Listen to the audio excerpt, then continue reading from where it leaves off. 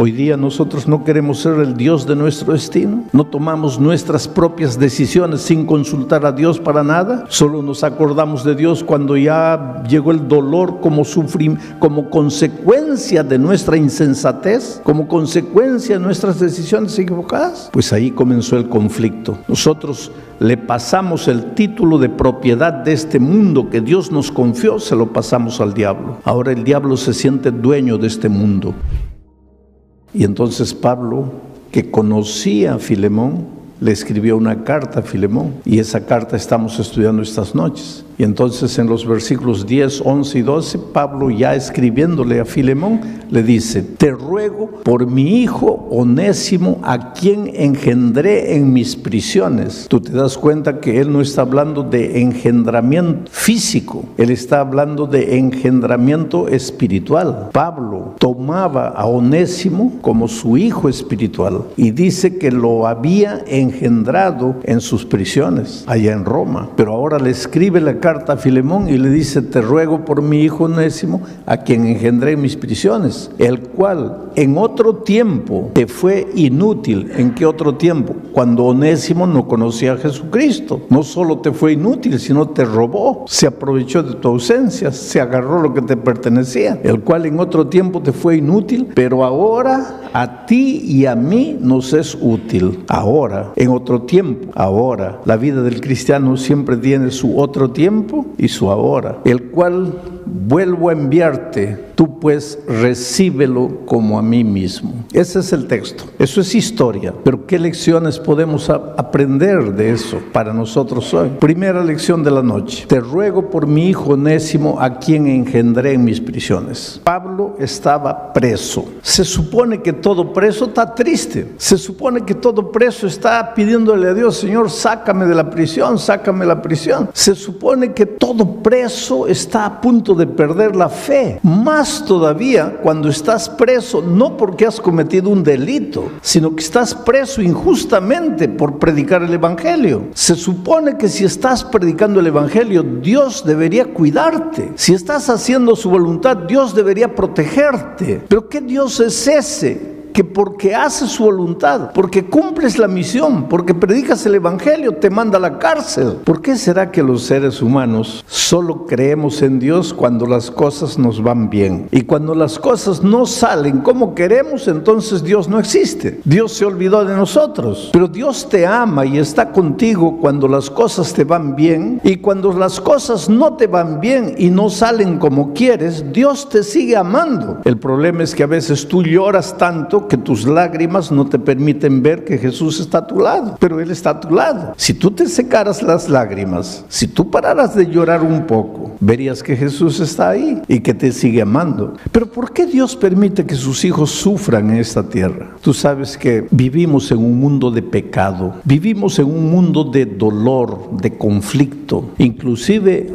anoche, voy a volver al texto de anoche, pero no cambien, dejen el texto como está ahí, pero anoche decía así, mira, voy a leer de nuevo para que entiendas este aspecto del conflicto. Pablo dice: Pablo, prisionero de Jesucristo, y el hermano Timoteo, al amado Filemón, colaborador nuestro, y a la amada hermana Apia, y a Arquipo, nuestro compañero de milicia, nuestro compañero del ejército, nuestro soldado como nosotros. Soldados pelean, soldados están en la batalla, en la guerra. ¿Y te acuerdas cuando Pablo ya estaba viejito, por segunda vez preso en Roma, y escribió su epístola a Timoteo? Ya le dijo así: yo ya voy a morir, he peleado la buena batalla. ¿Por qué dijo he peleado la buena batalla? Porque la vida del cristiano es batalla. Por eso llama a Arquipo mi compañero de milicia, porque la vida del cristiano es una lucha. ¿Por qué? Porque estamos en este mundo de pecado. El diablo te trae dolor, el diablo te trae sufrimiento. Mira, tienes que entender que nada que te hace sufrir viene de las manos de Dios. Nada que te hace sufrir. Perdiste el empleo, no es que Dios te está haciendo perder el empleo. Tu hijo se metió a las drogas, no es que Dios hizo eso. Tu hogar se está destruyendo, no es que Dios quiere eso. Vino un terremoto, perdiste a un hijo, no es que Dios te mandó eso. Hubo un accidente de tránsito, tu esposa murió, no es porque Dios quiso. Nada que te causa dolor viene de Dios. Y Dios es claro cuando dice: mira los pensamientos que tengo acerca de ti. Pensamientos de amor, no de odio. Pensamientos de paz, no de guerra. Dios te ama, Dios quiere lo mejor de lo mejor para ti. Dios te creó para ser feliz. Dios no te creó para que sufrieras dolor. Por eso el dolor, las dificultades, las luchas, la muerte inclusive, son elementos extraños al ser humano. Porque Dios no nos creó con vocación de dolor, con vocación de sufrimiento, con vocación de muerte. Dios nos creó para la vida, pero infelizmente nosotros los seres humanos arruinamos todo. Y cuando digo nosotros me estoy refiriendo a Adán y Eva. Y el otro día alguien me dijo: pero pastor, ¿qué culpa tengo yo de que esos benditos ahí metieron la pata? No le digas los benditos allá, porque si tú hubieras estado allá hubieras hecho la misma cosa, porque la sigues haciendo hoy. Por un minuto de placer arruinas todo, por una tontería echas todo por agua abajo. No me digas que tú habrías hecho mejor que Adán y Eva. Todos los seres humanos hubiéramos hecho la misma cosa, porque el ser humano es así. Adán y Eva sucumbieron a la idea de ser como Dios. El diablo supo tentarlos: si comes vas a ser como Dios. Hoy día nosotros no queremos ser el Dios de nuestro destino, no tomamos nuestras propias decisiones sin consultar a Dios para nada. Solo nos acordamos de Dios cuando ya llegó el dolor como consecuencia de nuestra insensatez, como consecuencia de nuestras decisiones equivocadas. Pues ahí comenzó el conflicto. Nosotros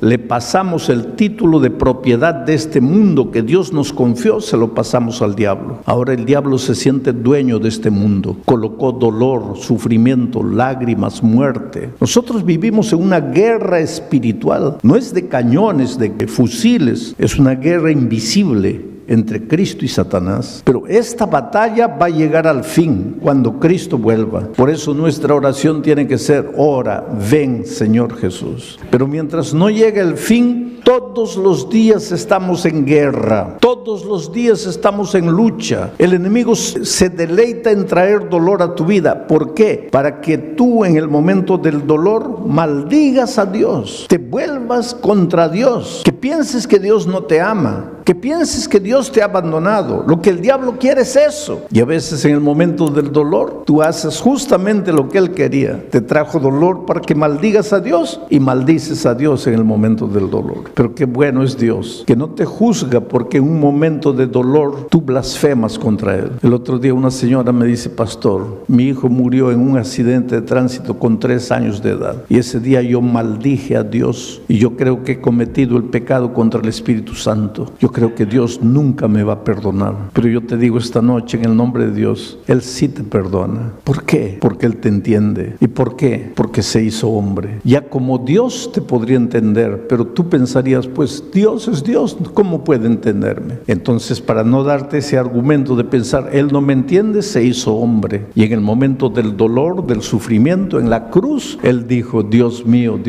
¿por qué me has abandonado? Su padre no lo había abandonado, pero su humanidad le decía: estás solo, estás abandonado. Y ahora Él con toda autoridad puede entender tu dolor, las tonterías que a veces dices en un momento de dolor, y Él no te va a juzgar por eso. Él te ama y te comprende. Estamos viviendo en un momento, en un mundo de dolor. Ahora, una de las maneras de salir victorioso es engendrar. Pablo estaba prisionero, pero en lugar de estar lamentándose pensando que Dios lo había abandonado, que Dios lo había dejado, él estaba más preocupado en engendrar espiritualmente. ¿Qué cosa es eso? En llevar a otra persona al conocimiento de Jesucristo. Él podría estar desanimado en un rincón diciendo: ¿dónde estás, Dios? En lugar de hacer eso, cuando vio un preso nuevo que llegaba, se acercó para hablarle del Evangelio. Es que aquí hay una poderosa lección bíblica. Cuando en el momento del dolor dejas de pensar un poco en ti mismo y empiezas empiezas a pensar en el otro, tu dolor disminuye, porque la esperanza se apodera de tu corazón. Pero cuando en el momento del dolor te concentras solamente en tu dolor aumenta. Entonces, hasta por disciplina, hasta por medida terapéutica, es en el dolor que tienes que tratar de ayudar a las personas que sufren más. Pero nadie sufre más que yo. Hay una historia de un filósofo pobre que andaba por la vida comiendo una banana, un plátano, diciendo: ay, qué miseria de vida, solo tengo plátano para comer. Y comía el plátano y arrojaba la cáscara, comía el plátano y arrojaba la cáscara, y de repente miró para atrás y había otro filósofo más pobre que él que venía recomiendo y comiendo la cáscara. Siempre hay gente con más grande problema que tú. Por eso Pablo, en el momento del dolor, en lugar de estar lamentándose, se preocupó en buscar personas para evangelizar. Bienvenidos ustedes, queridos, y felicitaciones a los que han traído a un amigo, a un vecino, a un compañero de trabajo esta noche aquí para compartir su fe. Porque cuando tú traes a alguien, cuando tú le hablas de Jesucristo a alguien, tú estás creciendo en tu experiencia espiritual. La mejor manera de permanecer firme hasta la venida de Cristo es compartir la fe que ha llegado a tu corazón. Ahora, el compartir la fe es como el engendrar. No quieras llevar una persona a Jesucristo y al día siguiente verla bautizándose. No, calma. ¿Cuántos meses tiene que estar un baby en el vientre de la madre para poder nacer? Por lo menos 9 meses. Algunos apresurados, 8 meses, 7 meses. Entonces, calma. Cuando tú empiezas a evangelizar a una persona, lo primero que tienes que hacer es amarla, ayudarla, extenderle la mano, estar a su lado. ¿Por qué? Por un simple motivo.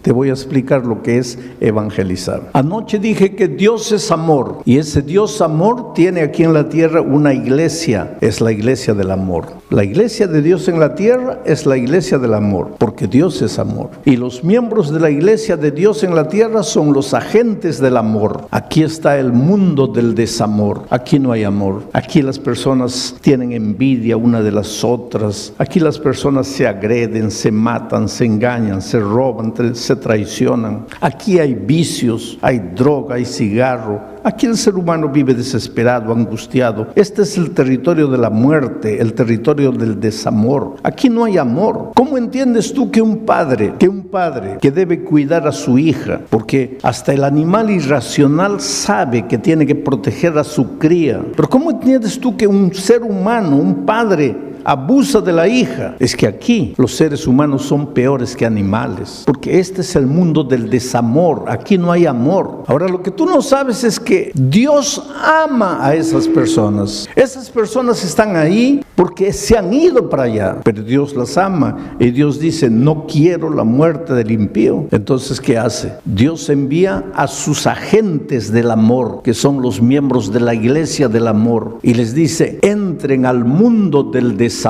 y amen a las personas, y con el instrumento del amor tráiganlas para aquí. ¿Para que cambien de religión? No, para que dejen de sufrir, porque aquí están en el reino del desamor. Dios no está preocupado en que una religión bautice mucha gente y crezca. No, Dios está preocupado en que las personas que viven en el reino del desamor dejen de sufrir y pasen al reino del amor. Y el instrumento para traerlas es el amor. La gente aquí no está muriendo por falta de religión, está muriendo por falta de amor. Las personas hacen lo que hacen porque necesitan ser amadas, y Dios envía a sus agentes del amor para llevarlas al reino del amor. Pablo entendía eso. Por eso consiguió evangelizar a Onésimo con el instrumento del amor, de tal manera que le llama mi hijo Onésimo, engendrado por mi amor, con paciencia, con tiempo. Ahora dice: este Onésimo en otro tiempo te fue inútil, en otro tiempo. Esto es lo que más me impresiona del mensaje de esta noche. En otro tiempo. Pablo usa mucho la expresión en otro tiempo. Miren, por ejemplo, aquí en Colosenses, capítulo 1. Colosenses, capítulo 1, versículo 21. Miren lo que dice el texto ahí. Está escribiendo a los colosenses colosenses que ya habían aceptado a Jesucristo. Dice, a vosotros, colosenses, yo voy a aumentar algunas palabras para que entiendan el pensamiento. Y a vosotros, colosenses, que habéis aceptado a Jesucristo, que erais en otro tiempo extraños y enemigos en vuestra mente, haciendo malas obras, ahora os ha reconciliado. En otro tiempo. Nuestra vida está dividida en el ahora y en el otro tiempo. ¿Quién eras tú en otro tiempo cuando no conocías a Jesucristo? Algunos tal vez esta noche todavía están en su otro tiempo. Todavía no han encontrado su ahora, porque todavía no han encontrado a Jesucristo, porque todavía no han aceptado a Jesucristo, porque Jesús marca la diferencia entre lo que eras en otro tiempo y lo que eres cuando aceptas a Jesucristo. En otro tiempo, tú no puedes hacer nada para remediar el pasado. Yo estaba el otro día en una prisión en México y cuando estaba saliendo, porque los guardias me habían prohibido hablar con los presos, acercarme a los presos, había un corredor ahí, pero un muchacho de unos 20, 21 años, llorando levantaba la mano y decía, pastor,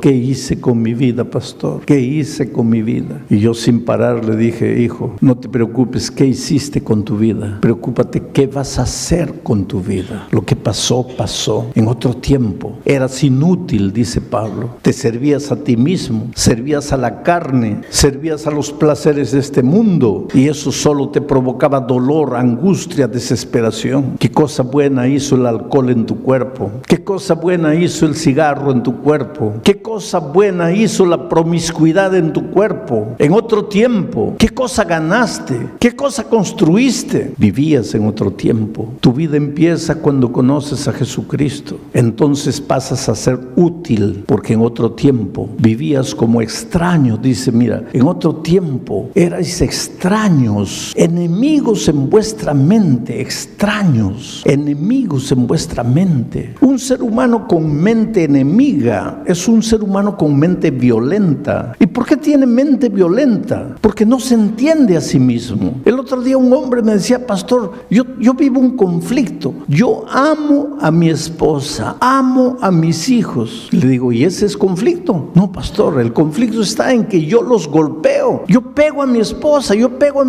mis hijos, pero yo los amo, pastor. Ahora, si yo no los amara y los golpeara, tendría lógica, pero yo los amo. Entonces, ¿por qué los trato mal? Porque tienes mente enemiga y no te das cuenta de eso. ¿Por qué sabes que la droga te está arruinando y te metes? Porque tienes mente enemiga, te quieres autodestruir a ti mismo. ¿Por qué sabes que el alcohol más tarde o más temprano va a acabar con tu hígado y lo sigues consumiendo? Porque tienes mente enemiga. No estás en paz contigo mismo. No eres feliz. Yo estaba predicando en el Estadio Nacional de Lima, 45,000 personas llenando el estadio hace años, en los tiempos del presidente Fujimori, en los tiempos terribles del terrorismo. Y una noche de junio, una noche fría, un hombre con gorro, con bufanda, con lentes oscuros en la noche, se acerca de mí y dice, pastor, yo soy un terrorista. Yo no entré aquí para escuchar la predicación. Yo entré aquí porque nosotros estamos en todos los lugares. ¿Y sabes lo que me dijo? Yo no soy malo, pastor. Yo soy un soñador. Yo sueño con un país mejor, con un Perú libre, con un Perú sano. Pero yo sé que para construir ese nuevo Perú hay que acabar con el Perú podrido. Por eso mis manos están manchadas de sangre. Por eso he matado gente. Esos movimientos, ese movimiento Sendero Luminoso hizo tanto daño al país. Entraban en poblaciones enteras, mataban hombres, mujeres, niños. ¿Para qué? Para que cuando llegaran al otro pueblo ya no les opusieran resistencia, habiendo escuchado la masacre del otro pueblo. Y este hombre ahora frente a mí decía, mis manos están manchadas de sangre. Yo he hecho todo eso que he hecho porque soy un soñador, porque quiero un Perú mejor, una nueva sociedad. Pero lloraba llorando, me dijo: pastor, anoche cuando usted predicó, entendí que toda la sangre que es necesario ser derramada para construir una nueva sociedad ya fue derramada en la cruz del Calvario. Pero ¿qué quiere usted que haga ahora con mis noches de pesadilla, cuando sueño con gente inocente pidiéndome que por piedad no las mate y yo las maté? Oh pastor, para mí no hay perdón, para mí no hay salvación. Yo estoy perdido. A lo largo de mi vida he encontrado gente así, que mira su historia, mira su pasado y dice: pastor, usted dice que Dios me ama porque no conoce mi vida. Si conociera mi vida, usted no diría que Dios me ama. Un día estaba saliendo de un estadio en San Pablo después de la predicación y un joven me alcanza y me dice: pastor, si usted supiera quién soy yo, usted no diría que Dios me ama. ¿Y quién eres tú? Yo soy un homosexual, pastor. Pero Dios te ama, hijo. No, pastor, usted no ha entendido nada. ¿Qué no ha entendido? Yo soy un hombre que se acuesta con otro hombre. ¿No le da asco eso? Sí, a mí me puede dar asco, pero yo no te estoy hablando de mi amor humano, mezquino, egoísta. Yo te estoy hablando del sublime amor de Jesucristo, que no te va a juzgar por lo que hiciste en otro tiempo, cuando no lo conocías. ¿Te acuerdas de la parábola del hijo pródigo? ¿Qué dice la parábola? Que el hijo, viviendo en su miseria, inmundo, sucio, asqueroso, porque eso es lo que hacemos cuando estamos lejos de Dios. Vivimos una vida inmunda, sucia, asquerosa, ropa manchada de estiércol de puerco, oliendo a puerco, cabellos largos, sucios, pelotas de mugre, los piojos resbalándole en su desgracia. Llega a una conclusión el hijo pródigo y dice: me levantaré y volveré a mi padre. Mira lo que dice el texto, vuelve al texto anterior, mira lo que dice: yo te devuelvo. Tu día comienza, mira tu vida, el cual vuelvo a enviarte. En el original griego dice: yo te devuelvo, te lo devuelvo. Ahí comienza la vida, cuando tú te devuelves a Dios, cuando tú reconoces como el hijo pródigo que estás allá perdido y dices: me devolveré a mi padre. ¿Y qué dice la parábola? Que entonces el hijo pródigo se bañó, se limpió, se cortó el cabello, se echó un perfume, se vistió una ropa bonita y se fue al padre. No, dice que fue al padre así como estaba, sucio, oliendo a puerco, asqueroso. ¿Y qué dice la parábola? Que el padre lo vio y salió corriendo, y cuando llegó cerca y ya lo iba a abrazar, dijo: ¡ay, qué asco! No lo puedo abrazar así. ¿Eso es lo que dice la Biblia? No. ¿Y sabes por qué? Porque Dios jamás tendrá asco de ti. ¿Cómo podría, si te engendró con su palabra en la creación, y cuando te perdiste te engendró con su dolor y su muerte en la cruz? ¿Cómo podrías tener asco de ti? Eres su hijo amado. Vuelve a Jesús como estás. Devuélvete a Jesús. No eres tuyo, no te perteneces. Has hecho con tu vida lo que has querido. ¿Y qué has ganado? Puedes dormir en paz en las noches. Tu alma grita por Jesús. Esos tus noches sin dormir son el clamor desesperado de tu corazón, que busca a Dios, porque un día saliste de las manos de Dios. Dios te ama. Ven a Jesús como estás. Vas a ver barreras delante de ti, sí. Te vas a preguntar: ¿cómo Dios puede amarme? Pero Dios te ama. No aprueba lo que estás haciendo. No hay comunión entre Dios y el pecado. Dios no puede aprobar lo que estás haciendo, pero Dios te ama. Conocí un muchacho en una de las circunstancias más tristes de la vida. Estaba predicando en un teatro de ópera de 5 pisos. Tenía que mirar arriba porque la galería estaba así para arriba. Terminé de predicar, estaba en el camarín esperando el momento de volver. Cuando se abrió la puerta, entró una cama. Ya me habían contado la historia de este muchacho. Era tetrapléjico, del cuello para abajo no podía mover nada, solo movía la cabeza. Había nacido y crecido en la iglesia. Por esas cosas de la vida se fue. Cuando fue a la universidad, un día llegó a la casa y dijo al papá, a la mamá: miren, a partir de hoy no me hablen más de religión. Yo tengo mis propias convicciones, y si yo los respeto a ustedes, lo mínimo que espero de ustedes es que me respeten a mí. No quiero iglesia, no quiero Biblia, no quiero Dios, no quiero nada. Y pues ahora comenzó a vivir sin Dios, libre. Cuando tienes salud, cuando tienes vida, cuando tienes juventud, pues ¿para qué quieres libertad? Te vas. Un sábado, mientras los padres estaban en la iglesia, él estaba con sus amigos a la orilla del río, carne en la brasa, cerveza, mucha cerveza, música, bailando, jugando, entrando al agua, saliendo, comiendo, bebiendo. A las 4 de la tarde, pues ya habían perdido la lucidez, porque el alcohol te lleva a eso, pierdes la lucidez, no sabes lo que haces. Dijeron, vamos a darnos la última zambuida antes de salir. Se arrojaron desde una roca y él no vio, el agua estaba turbia, no vio que había una roca casi a flote ahí. Él cayó de cabeza en la roca, se partió el cráneo. 8 meses entre la vida y la muerte, hasta que salió, pero condenado para el resto de su vida a una cama, porque no era parapléjico, no podía siquiera moverse en silla de ruedas, él solo podía mover la cabeza, condenado para el resto de vida. Ahora, en esas circunstancias cualquiera podría volver los ojos a Dios y decir, Señor, ayúdame, pero él no. Él se rebeló contra Dios, él gritaba, él insultaba a Dios. Yo nunca vi a una persona insultar tan agresivamente a Dios. Él dependía de los padres para todo y sin embargo era malcriado con los padres, les faltaba el respeto, les gritaba, los insultaba. El pastor lo visitó en la iglesia, en la casa, lo expulsó. Los muchachos de la iglesia fueron a visitarlo, los expulsó. Él no quería saber nada de nada hasta que yo llegué a predicar a su ciudad y lógicamente los padres pensaron, de repente el pastor Bullón hace un milagro. Yo no hago milagros, queridos. Uno de estos días voy a hablar de milagros. Yo no hago milagros. Nadie hace milagros. Milagros son atribuciones divinas. Pero lo trajeron ahí a hablar conmigo. Él ya entró agresivo. Él ya entró agrediéndome. Nunca me había visto, pero ya entró insultando. Pues yo me levanté, me acerqué y le dije, mira hijo,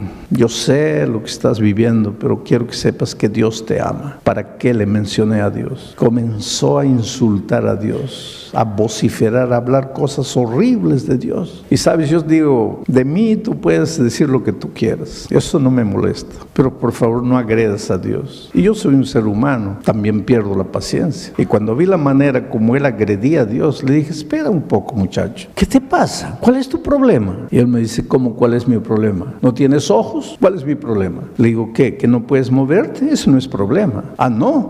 ¿Quieres cambiar conmigo? ¿Quieres quedarte aquí? No. Le digo, tu problema no es que no puedes moverte. Tu problema es tu corazón. Tu corazón lleno de veneno, de odio, de rencor. Por más que te duela, te voy a hacer algunas preguntas. ¿Qué te hizo Dios para que lo insultes? ¿Te empujó al río? ¿Qué te hicieron tus padres para que los trates mal? ¿Fueron ellos que te metieron el alcohol contra tu voluntad? ¿Contra quién deberías estar molesto? ¿Por qué agredes a las personas? Tu corazón está lleno de veneno y ¿sabes lo peor? Ese veneno, ¿tú crees que me hace mal a mí? Ese veneno te envenena solamente a ti. Vas a morir envenenado por tu propio veneno, a no ser que un día levantes los ojos a Dios y le pidas que arranque el veneno de tu corazón. Ese hombre comenzó a gritar desesperado y a agredir a los padres. ¿Para qué me trajeron aquí? Yo les dije que no me trajeran. No quiero ver a este hombre, sáquenme de aquí. Y se lo llevaron. Pasaron 6, 7 años. Volví a esa misma ciudad para predicar en ese mismo teatro. Terminó la predicación, yo estaba allá atrás en el camarín y de repente la puerta se abre y entra de nuevo la cama. Y me levanté, pensé, ahora todo se va a repetir. Pero él venía con una sonrisa en el rostro y me dice, pastor, no tenga miedo que no le voy a hacer nada. Y llegó cerca y me dice, pastor, yo vine solo a pedirle perdón, porque la última vez que usted estuvo aquí yo fui malcriado con usted. Pero le voy a contar mi historia. Esa noche, cuando me llevaron de vuelta a la casa, después de muchos años, por primera vez oré, conversé con Dios. Pero ¿sabe para qué? Le dije, Dios mío, si existes, mata a ese hombre. No tiene corazón, no tiene compasión. ¿Cómo es capaz de decirme las cosas que me ha dicho? Y pastor, todos los días yo le pedí a Dios que le ocurriera un accidente de tránsito, que usted muriera que lo dejara como a mí, para que usted entendiera lo que yo estaba sintiendo. Pero su voz no salía de mi oído. Tu corazón está lleno de veneno y ese veneno no le hace mal a nadie, solo a ti. Te va a acabar matando, a no ser que tú un día le digas a Dios: arranca el veneno en mi corazón. Pastor, pasó un año. Un año después, en medio de la noche oscura, comencé a llorar a gritos y le dije: Dios mío, ese hombre tiene razón. Mi veneno no le hace mal a nadie, pero me está matando a mí. Por favor, ten compasión de mí. Arranca este odio de mi corazón. Arranca el veneno en mi corazón. Oh, pastor, lloré y me quedé dormido. A la mañana siguiente me desperté y escuché que los pajaritos cantaban. Los pajaritos cantaban todos los días, pastor, pero yo no los oía. Me di cuenta que el sol brillaba todos los días, pero yo no lo veía. Ahora de repente me di cuenta que yo estaba vivo, pastor. Es verdad que no podía mover mi cuerpo, pero estaba vivo. Y comencé a decir: Señor, gracias. Estoy vivo. Ya pasaron años, pastor. En este tiempo todo he traído 20 personas para Cristo. Le digo: ¿pero cómo? Me dice: pastor, los jóvenes de la iglesia me llevan al barrio rojo de la ciudad, donde está la prostitución, las drogas. Los jóvenes cantan con una guitarra, yo ahí en la cama, y toda la gente se acerca y después yo predico. Solo que yo cuento mi experiencia. Yo digo quién era y les digo: ¿quieren ustedes llegar a mi situación? ¿Por qué no se entregan a Jesús? ¿Por qué no se rinden a Jesús? Y pastor, he logrado traer a Jesucristo 20 personas. Y me dice: y he aprendido a pintar. Y he pintado un cuadro que quiero regalárselo. Le digo: ¿pero cómo pintas si no mueves nada? Y él me dice: pastor, eso es lo que yo pensaba, pero hay algo que usted no se ha dado cuenta. Yo muevo la cabeza. Y he aprendido a pintar con mi boca. Con la boca agarro el pincel. Con la boca agarro el pincel y mojo en la tinta y pinto. Y me trajeron el cuadro. Interesante ese cuadro. 5 figuras. Aquí había un monstruo con cuernos y rabo. En la siguiente figura el monstruo ya no tiene cuernos, pero tiene rabo. En la otra figura el monstruo ya no tiene ni cuerno ni rabo. Y finalmente el monstruo ya no es monstruo, es un príncipe, pero está al pie de la cruz del Calvario. Y él me dijo: pastor, ese allá soy yo cuando lo conocí a usted. Este aquí soy yo, pero ahora transformado por el amor de Jesús. Entonces yo me acerqué de él y le dije: hijo, estás curado. Tal vez en esta tierra nunca andes, pero ese es un detalle. Estás curado. Sabes que yo conozco gente que tiene piernas, tiene brazos y dice: quiero morir. Y conozco a este muchacho que no tiene pierna, no tiene brazo, y todas las mañanas dice: Señor, quiero vivir, quiero vivir. ¿Cuál es la diferencia? Cristo. Él fue engendrado en el dolor de Jesús. Ahora, con todo esto, volvamos a leer el texto. Te ruego por mi hijo Onésimo, a quien engendré en mis prisiones, el cual en otro tiempo, cuando no conocía a Cristo, era un inútil, pero ahora a ti y a mí nos es útil. Yo te lo devuelvo, pues recíbele como a mí mismo. Oh querido, en otro tiempo, ese tiempo pasó para ti. Por eso la Biblia dice: hoy es el día de buena nueva. Hoy es el día de salvación. Esta noche te quiero hacer una invitación, porque eres precioso para Jesús, porque desde que estabas en el vientre de tu madre, Dios ya tenía un plan para ti. Ese plan nunca se cumplió porque no conocías la palabra de Dios, pero ahora el evangelio llegó a tu vida. Ahora otro tiempo es otro tiempo. Hoy puedes nacer de nuevo entregándole el corazón a Jesús. Dios te encuentra en la vida como una piedra bruta, pero ve dentro de ti el diamante que existe. Y si tú le entregas la vida, Él te va lapidando, te va lapidando, te va lapidando. Y saca de ti el brillante, el diamante que nadie conoce. Entrégate a Jesús. Apocalipsis capítulo 3. A partir del versículo 12. Esta es la sexta promesa a la sexta iglesia del Apocalipsis. Es el mensaje a la iglesia de Filadelfia. El texto dice así, versículo 12: al que venciere, yo lo haré columna en el templo de mi Dios, y nunca más saldrá de allí. Y escribiré sobre él el nombre de mi Dios, y el nombre de la ciudad de mi Dios, la nueva Jerusalén, la cual desciende del cielo de mi Dios, y mi nombre nuevo. El que tiene oídos para oír, oiga lo que el Espíritu dice a la iglesia. Al que venciere, lo haré columna en el templo de mi Dios. Vamos a entender en qué consiste esta promesa. ¿Qué cosa quiere decir que Dios te va a hacer columna en el templo? ¿Qué quiere decir ser columna en el templo? En primer lugar, tienes que entender que muchas partes de la Biblia, especialmente del libro de Apocalipsis, son simbólicos, simbolismos. Cuando tú ves una palabra, tienes que tratar de entender lo que esa palabra significa, pero no tienes que tratar de explicar tú, sino de buscar la explicación en la palabra de Dios, porque la propia palabra de Dios explica. A veces los seres humanos estamos dándoles explicaciones humanas a los textos bíblicos y ahí nos metemos en problemas. Pero hay un principio de hermenéutica. Hermenéutica es la ciencia de la interpretación bíblica, y ese principio dice que la Biblia se explica a sí misma. La Biblia se explica sola. No tienes que explicarla tú. Entonces, cuando yo te hago la pregunta, ¿qué cosa significa ser columna en el templo? Tú primero tienes que entender qué cosa es el templo de Dios. Y para entender qué cosa es el templo de Dios, tú no tienes que dar tus opiniones, tú tienes que leer la Escritura, porque la Escritura te va a responder. Entonces vamos al texto bíblico para entender qué cosa es el templo. Cuando Apocalipsis dice que serás columna en el templo de Dios, ¿qué está queriendo decir? Vamos al Evangelio de San Juan, al capítulo 2 del Evangelio de San Juan, a partir del versículo 18. Mira lo que dice. Y los judíos respondieron y le dijeron a Jesús, ¿no? ¿Qué señal nos muestras ya que haces esto? Porque los judíos dudaban de Jesucristo. Los judíos no creían que Jesús era el Hijo de Dios, que era el propio Dios. Y siempre le andaban pidiendo señales.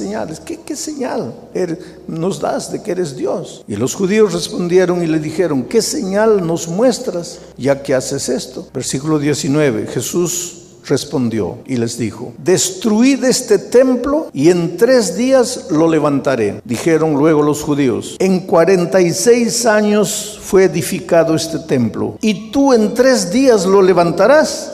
Pero Jesús hablaba del templo de su cuerpo. Interesante, ¿no? Jesús estaba pasando con los judíos, sus discípulos, cerca del templo de Jerusalén. Y los judíos le preguntaron a Jesús, a ver, danos una señal, una muestra, pruébanos que tú eres Dios. Jesús le dijo, destruid este templo y en 3 días yo lo voy a levantar de nuevo. Como los judíos no entendían, porque cuando escuchaban la palabra templo, pensaban en el templo, en la estructura, en el edificio. Entonces los judíos pensaron, pero estás loco. Si nos ha llevado 46 años para construir el templo, ahora tú en 3 días lo vas a levantar de nuevo. Y entonces el texto dice, pero Jesús no estaba hablando del templo de piedras, de cemento, de ladrillo. Jesús estaba hablando de su cuerpo, porque su cuerpo es el templo espiritual.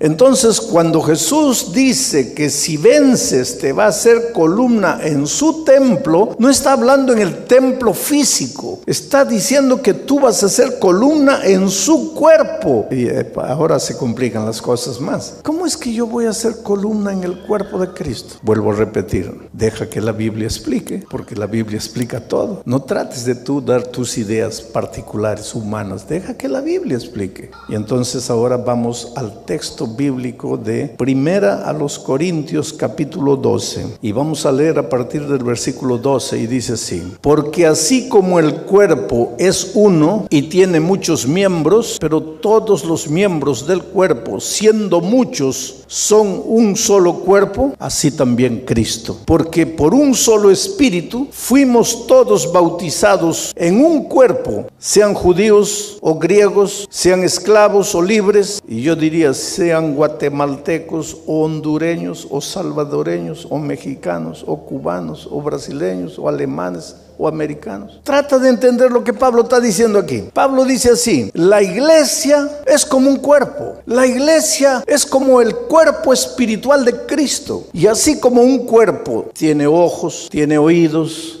tiene manos, tiene pies, tiene riñones, tiene hígado. El cuerpo tiene muchos miembros, pero todos los miembros son un solo cuerpo. Así también es con Cristo, con el cuerpo espiritual de Cristo, con su iglesia. Su iglesia es el cuerpo, el símbolo del cuerpo de Cristo. Y así como un cuerpo físico tiene muchos miembros, la iglesia espiritual también tiene muchos miembros. Ahí está un miembro, ahí está otro miembro, ahí está otro miembro. Cada uno de nosotros somos un miembro del cuerpo de Cristo, del templo de Cristo. Y es interesante, ¿qué miembro del cuerpo de Cristo eres tú? tú? Riñón, corazón, pulmón, hígado. Es interesante esta figura, porque en el cuerpo de Cristo a veces los miembros que más aparecen son los que menos trabajan, y los que más trabajan a veces nunca aparecen. Y eso es así en la vida también. ¿Alguna vez tú has visto una muchacha andando con la foto de su riñón?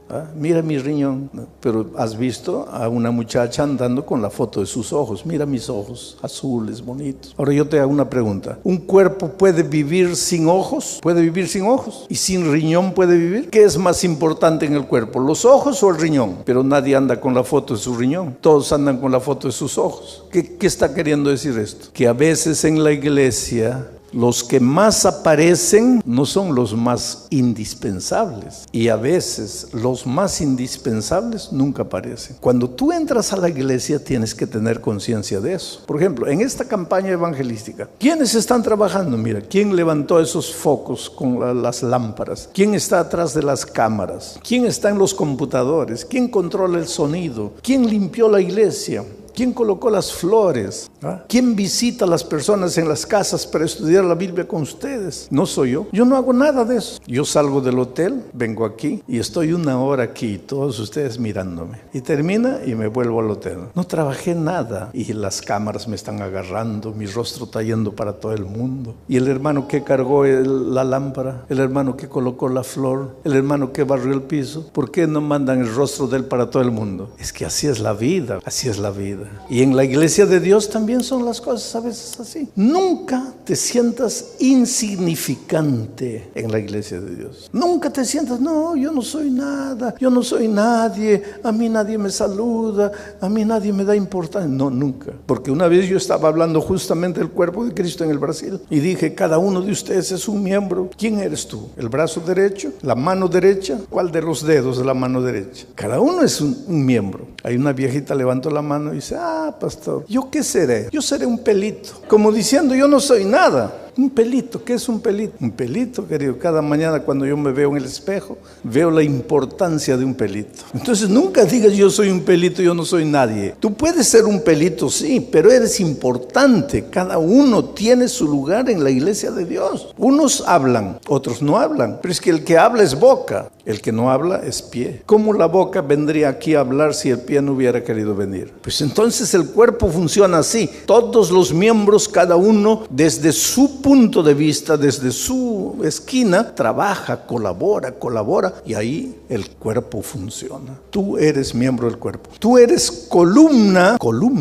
¿Para qué sirve la columna? Porque en la columna se sostiene toda la estructura. Tú eres columna del templo de Dios. Pero para eso, mira lo que tienes que hacer. Ahí vamos a volver a leer el texto de 1 Corintios 12. Porque así como el cuerpo es uno y tiene muchos miembros, pero todos los miembros del cuerpo, siendo muchos, son un solo cuerpo, así también es Cristo. Porque por un solo espíritu fuimos todos bautizados en el cuerpo de Cristo. La única puerta de entrada para ser columna en el templo de Dios es el bautismo. Esa es la puerta de entrada para que seas columna en el templo de Dios. ¿Y por qué la promesa a la iglesia de Filadelfia dice, al que venciere yo lo haré columna en mi templo? ¿Por qué? Porque tienes que vencer. ¿Vencer qué? Vencer el miedo, vencer el preconcepto, vencer las dudas, porque las grandes dificultades que tú tienes para bautizarte son las dudas. Porque muchos de ustedes ya están estudiando la Biblia, pero piensan así, ¿será que me bautizo? Y si me bautizo, ¿no estaré cometiendo un error?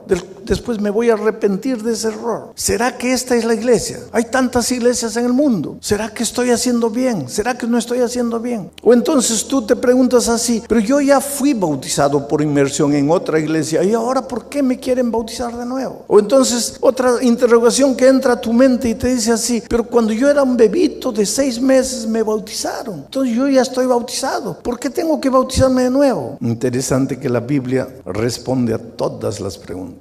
a todas las preguntas. Y la Biblia presenta las características de un bautismo auténtico, verdadero. Y te voy a mencionar algunas características. Mateo 28, cuando el Señor Jesús da la misión, mira lo que dice. Vamos a Mateo 28. Voy a gastar un poco de tiempo, pero tengan paciencia porque ustedes necesitan saber estas cosas. Mateo capítulo 28, versículo 18 en adelante dice: y Jesús se acercó y les habló diciendo: toda potestad me es dada en el cielo y en la tierra. Por tanto, id, haced discípulos a todas las naciones, bautizándolos en el nombre del Padre y del Hijo y del Espíritu Santo, enseñándoles que guarden todas las cosas que os he mandado, y he aquí yo estoy con vosotros hasta el fin del mundo. ¿Cuál es la primera condición para que una persona sea bautizada? La persona tiene que tener la capacidad de aprender, porque tiene que ser enseñada, porque tiene que ser hecha discípula. Si no tiene la capacidad de aprender, si todavía no puede ser enseñada, si no tiene capacidad mental, emocional de aprender, no puede ser bautizada. Porque uno de los requisitos para que la persona sea bautizada es que tenga la capacidad de aprender. Mi pregunta es la siguiente: ¿un bebito de 6 meses tiene capacidad de aprender, de ser enseñada en las verdades bíblicas? Todavía no. Va a tener, pero todavía no la tiene. Y si no tiene capacidad de aprender, ¿cómo puede ser bautizada? Esa es una pregunta interesante. Otra característica del bautismo bíblico, auténtico, verdadero, está en el capítulo 2 del libro de Hechos de los Apóstoles. Hechos, capítulo 2. Mira lo que dice ahí, en el versículo 38, dice así: y Pedro les dijo: arrepentíos y bautícese cada uno de vosotros en el nombre de Jesucristo para perdón de los pecados, y recibiréis el poder del Espíritu Santo. Arrepentíos y bautícese cada uno. Segunda característica de un bautismo verdadero: tienes que arrepentirte de tus pecados antes de ser bautizado. Un bebito de 6 meses puede arrepentirse de sus pecados si el pobrecito no tiene conciencia. ¿De qué se va a arrepentir? ¿Cómo se va a arrepentir? Y si no se puede arrepentir, ¿cómo puede ser bautizado? Primera característica: tiene que ser enseñado. No puede ser enseñado, no puede ser bautizado. Segunda característica: tiene que arrepentirse. No puede arrepentirse, no puede ser bautizado. Tercera característica: Marcos 16:16 dice: el que creyere y fuere bautizado, este será salvo. Un bebito de 6 meses puede creer. ¿Cómo va a creer? No tiene condición mental de creer. ¿Y cómo puede ser bautizado? Quiere decir que si un bebito es bautizado sin haber sido enseñado, sin haberse arrepentido, sin haber creído, ese bebito fue bautizado en un bautismo que no tiene las características auténticas de un bautismo verdadero. Te voy a hacer una ilustración. Vamos a decir que yo tengo aquí un billete de $100. Vamos a decir, este es de 20. Está bien, 20. Aquí está, un billete de $20. ¿Vale alguna cosa esto? No. ¿Ah? ¿Qué puedo comprar con $20? ¿Vale alguna cosa? Vamos a decir que no tengo nada que comer, estoy muriendo de hambre, no tengo amigos, no conozco a nadie. ¿Me valdría $20 para alguna cosa? Sí, muy bien. Entonces tengo que guardarlo porque es precioso. Me va a salvar de muchas cosas. Lo guardo con mucho cariño aquí. No, mejor aquí, cerca del corazón, el lugar más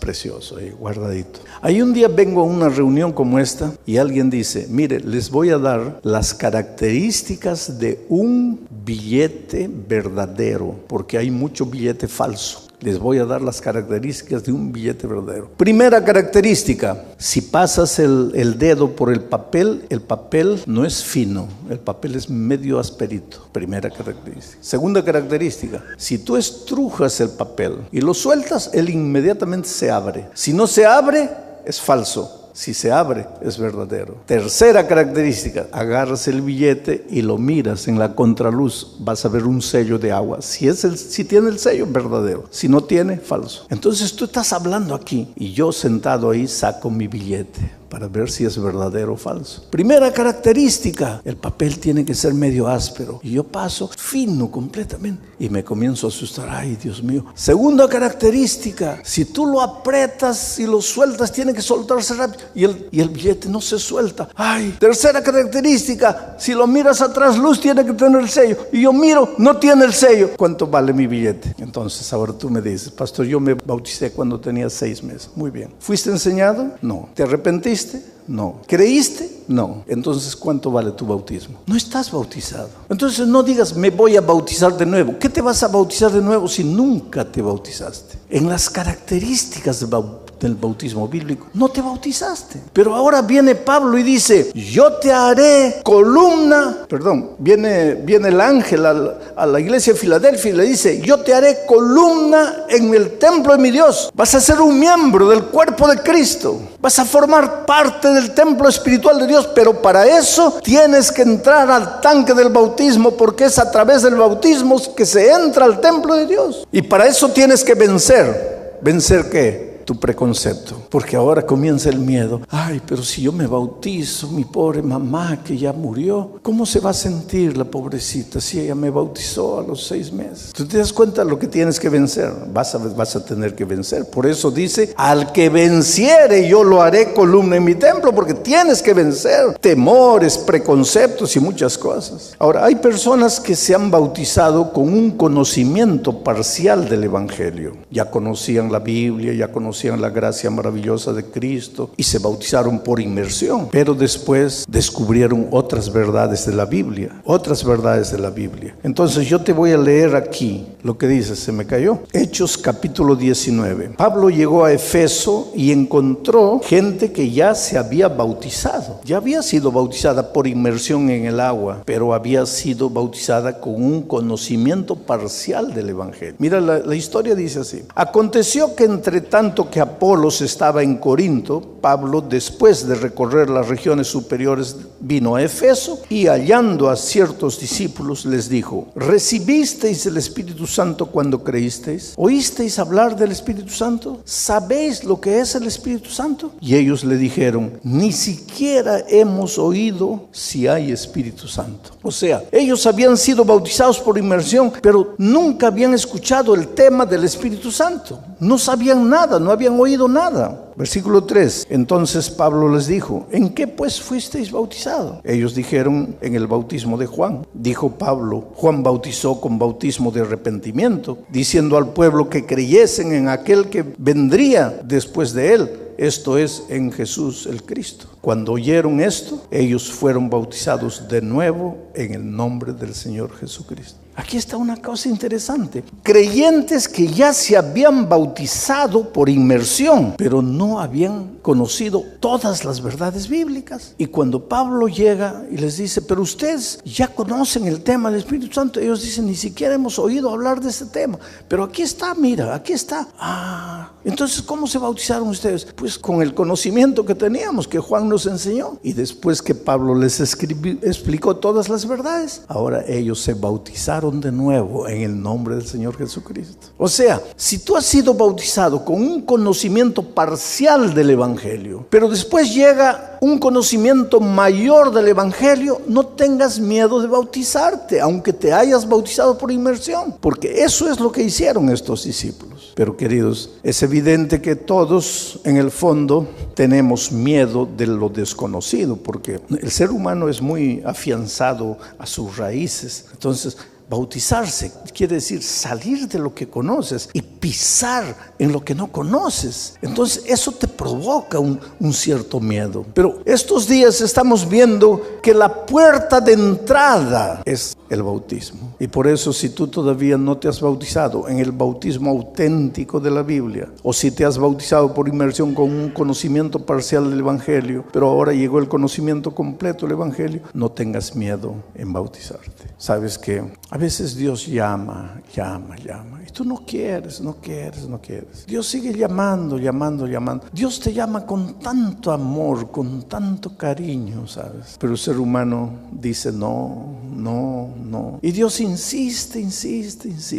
Yo no sé hace cuánto tiempo tú estás conociendo la palabra de Dios y estás diciéndole no al Señor Jesucristo. Una vez una señora me invitó a su casa. Ella era miembro de iglesia. El esposo no quería saber nada de la iglesia. El esposo literalmente odiaba a los adventistas, odiaba a los pastores. El esposo maltrataba a la esposa por causa de la fe. Ella fue una mujer valiente que tomó la decisión de bautizarse. Pero después de eso, el esposo le hizo la vida un infierno. Y cuando yo llegué a aquella ciudad hace muchos años, ella inocentemente pues pensó, si el pastor Bullón viene a comer a mi casa y habla con mi esposo, yo sé que Dios va a usar al pastor para tocar el corazón de mi esposo. Pobrecita, ella desde su punto de vista humano pensó, esa es la salida. Pero decía, ¿cómo lo traigo al pastor Bullón? ¿Cómo lo traigo a mi casa al pastor Bullón? Entonces usó un argumento que yo no pude rechazar, porque me dijo así, mire, mi esposo, todos los pastores lo conocen, él no quiere saber nada de la iglesia adventista, él odia a los pastores, odia a la iglesia, pero a usted él lo quiere. Y si usted viene a la casa, porque él lo está invitando para almorzar, venga. Y pues yo dije, pues si yo no voy, puede ser que ese hombre se pierda solo porque no fui. Pues voy. Y cuando llego a la casa me doy cuenta que el esposo no me invitó para nada, que el esposo no quería saber y me odiaba tanto cuanto a los otros pastores, pero ya estaba metido en la boca del lobo, ya no podía salir. El hombre me miraba, no, era un ambiente horrible, porque él no me quería, él no decía bienvenido, yo estaba contra la voluntad de él, pero ella pobrecita me llevó engañándome para ver si tocaba el corazón del esposo. Entonces llegó la hora del almuerzo, se sirvió, yo me senté ahí, pero una situación incómoda, completamente incómoda. ¿Cómo tú te sentarías a la mesa de un hombre que no te quiere ahí? Y esa era mi situación, completamente incómoda. Y para remate, en medio del almuerzo, la esposa me pisca el ojo, como diciendo, pastor, ya empiece a hablarle. ¿Cómo le hablo si no había abertura para eso? No habría. Y una segunda vez me pisca el ojo. Y yo dije, no, si el hombre se da cuenta que ella me está piscando el ojo, aquí nos mata a los dos. Y pues antes que me comprometa más, ya le hablé al hombre. Y el hombre se levantó, golpeó la mesa así. Dice, mire, yo no lo invité a mi casa, pero lo recibí. Y lo mínimo que yo espero es que usted me respete.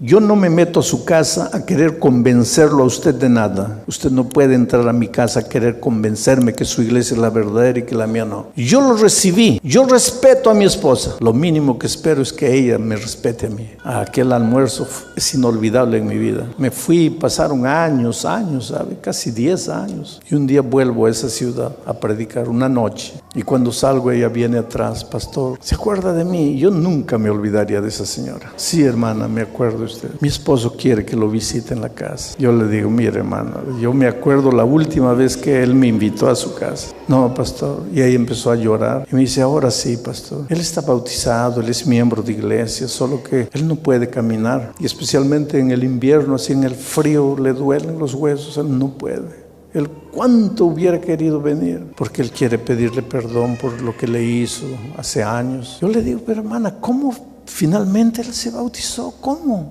Me dice, pastor, es una historia dolorosa. Mi esposo no quería saber nada de Jesús, usted sabe, pero una noche, borracho, venía de una fiesta, ebrio, dirigiendo su carro, salió de la carretera. No murió, pero quedó 8 meses entre la vida y la muerte. En ese tiempo, el socio de la empresa de él se apoderó de la empresa. Cuando él salió condenado a una silla de ruedas para el resto de la vida. Y se dio cuenta que había perdido la empresa, que el socio bandido se apoderó de la empresa. Para la recuperación de él tuvimos que vender propiedades, no tenemos nada, vivimos en una pequeña casa. Y un día, pastor, yo entré a la casa, lo encontré llorando. Le dije, ¿qué te pasa? Y él me dice, ¿tú crees que Jesús me aceptaría como estoy? Claro, ¿por qué no? Y él dice, no. Cuando yo tenía dinero, tenía una empresa, tenía vida, tenía salud, yo nunca quise. Ahora sin nada, enfermo, sin poder andar, ¿tú crees que Jesús me va a aceptar? Y ella lo abrazó y lo besó y le dijo, claro. ¿Quién te dijo a ti que Jesús estaba interesado en tu empresa, en tu dinero? Jesús te ama a ti. Y un día fue al tanque del bautismo cargado por 4 diáconos, y lo hicieron entrar al tanque y fue bautizado. Yo me pregunto, ¿él no podría haber venido andando con sus propios pies, así como tú cada noche te levantas y vienes? ¿No podría haber entrado al tanque del bautismo andando con sus propios pies? Podría. No quiso. Durante años y años Dios lo llamó con amor, lo llamó, no quiso. Un día la vida se encargó, sus propios errores, sus propias decisiones, porque nadie lo obligó a dirigir el vehículo ebrio. La vida lo dejó en una situación, vino a bautizarse, pero cargado por 4 personas. Por eso la Biblia dice, hoy es el día de buena nueva. No es mañana, no es el próximo año, hoy. Y por eso Jesús esta noche dice, hijo, tú eres tan precioso que yo quiero hacerte miembro de mi templo, columna en mi templo. Tú me vas a servir, tú vas a ser un predicador del evangelio, tú vas a ser una cantante del evangelio, tú vas a, un día, de aquí a 2, 3 años, vas a estar corriendo, participando de la vida de la iglesia, pero sentado ahí sufriendo. No, yo tengo un plan para ti, tú vas a ser columna, sustentáculo, las columnas que sostienen mi templo. Tú eres importante para mí, pero tienes que bautizarte, porque la puerta de entrada es el bautismo. Y sabes que Benjamín, Gloria y Alan entendieron eso. ¿Y por qué los menciono? Porque Benjamín, Gloria y Alan fueron miembros de una iglesia y fueron bautizados por inmersión. Y durante esta semana ellos lucharon mucho, porque decían así: si ya fuimos bautizados por inmersión, ¿por qué necesitamos bautizarnos de nuevo? ¿Acaso la Biblia no dice que hay un solo bautismo? Sí, la Biblia dice que hay un solo bautismo, el único bautismo auténtico, verdadero, en el que te bautizas cuando has cumplido todos los requisitos bíblicos. Y si te has bautizado sin cumplir los requisitos bíblicos, entonces no estás bautizado. Entonces no digas que te estás bautizando por segunda vez, te estás bautizando por primera vez en tu vida. Y esta noche pues Benjamín entra al tanque del bautismo. Benjamín enseña la palabra de Dios,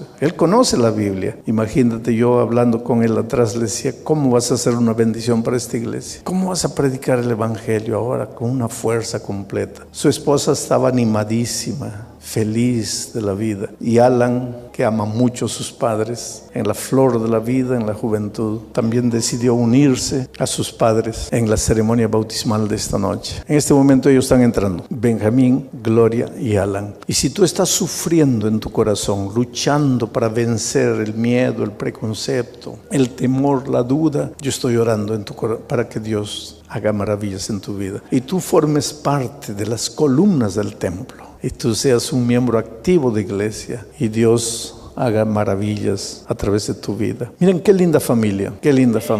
Qué linda familia. Sabes, ellos, como toda familia, tienen sus luchas, sus dificultades de relacionamiento. Son una familia normal, humana, pero una familia que ama a Jesús. Y Jesús los va a ayudar, pero ahora, en este momento, cuando salgan del agua, ya son columnas del templo de Dios. Queridos, por la decisión que han tomado, para que nuevamente ustedes sientan en su corazón la paz del evangelio, de la gracia maravillosa de Cristo, para que caminen en caminos de victoria, de obediencia a la palabra de Dios, y para que sean columnas en el templo de Dios. El pastor Francisco, como ministro del evangelio, los bautiza en nombre del Padre, del Hijo y del Espíritu Santo. Amén. Qué bonito, ¿no? Dense un abrazo ahí. Quiero que se den un abrazo así. Muy bien. Qué bonito. Hay un himno que dice: ¿qué sería de mí si no me hubieras encontrado? ¿Dónde estaría yo si no me hubieras buscado? Sería como un pájaro herido. Vagaría sin rumbo, sin dirección. Dios te encuentra en la vida como una piedra bruta, pero ve dentro de ti el diamante que existe. Y si tú le entregas la vida, Él te va lapidando, te va lapidando, te va lapidando, y saca de ti el brillante, el diamante que nadie conoce. Entrégate a Jesús, ríndete a Jesús. El llamado de esta noche no es para todos. Los miembros de iglesia bautizados ya un día tomaron su decisión. Las personas que se levantaron anoche ya no necesitan levantarse esta noche, porque anoche ya tomaron su decisión del bautismo. El llamado de esta noche es para los que quieren bautizarse, quieren prepararse para el bautismo, pero que no se han levantado anoche, porque no estuvieron o porque no pudieron, pero que esta noche sienten que quieren ser columnas en el templo de Dios. Voy a estar orando en mi corazón para que el Espíritu de Dios te traiga. Si esta palabra tocó tu corazón, no te detengas aquí. Sigue escuchando lo que Dios tiene para ti.